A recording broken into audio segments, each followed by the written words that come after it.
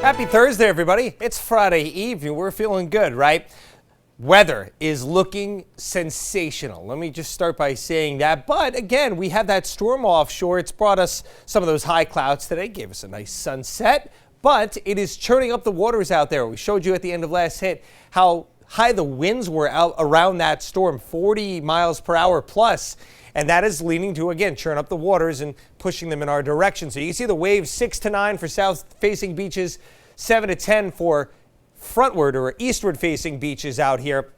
And obviously, we're not really concerned with folks going to the beach at this point, but boaters, it's more commercial fishermen. I think a lot of folks are probably starting to take the boats out of the waters.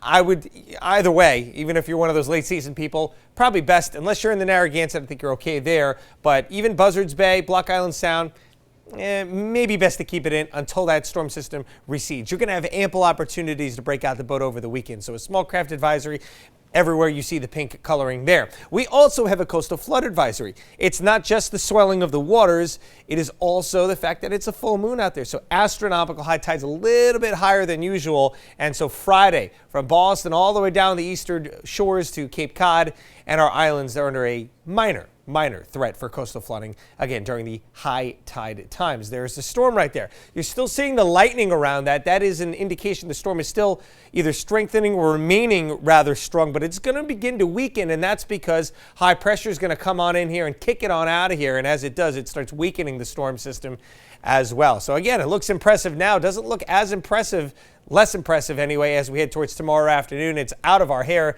at that point anyway. You don't even have to deal with any of those clouds anymore over the next couple of hours that are grazing Cape Cod and the islands right now.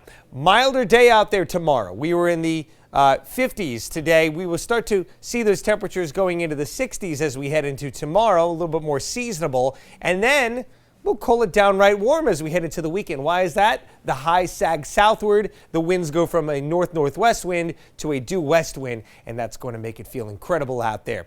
We're not looking at any rain here. Again, the growing season has ended. If it wasn't over yet for some of you out there, it was over this morning with those temperatures across the board, well down into the 30s and in some spots even a bit below freezing.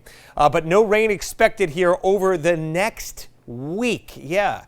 It's not going to be until maybe Thursday, and you can kind of see, just started to see some green painted on here as we head into the Wednesday next week time frame. Then, as that disturbance passes over us, we can see a little bit of light rain, but Thursday and a Friday of next week. And that is certainly meaning we're not going to see this drought monitor getting better. It probably gets worse by the time the next one is issued next Thursday. A good chunk of the Northeast in the yellow, which is a dry or very minor drought situation. And you're also starting to see some splotches of that tan coloring indicating a moderate drought up towards Boston in there.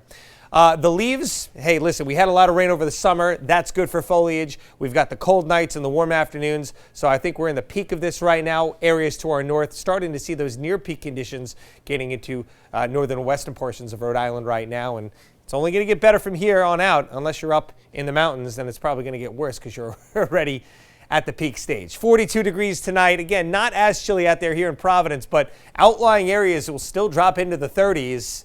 Tomorrow, a beautiful day, sunny, seasonable, lots of 60s out across the board. So we've already improved upon temperatures for the better part of the week. And it doesn't stop there. 72 Sunday, 75 on Monday, 74 on Tuesday, and we'll slowly fall back down into the 60s later next week as that disturbance comes nearby. But a very incredibly dry stretch of weather here in mid-October for southern New England.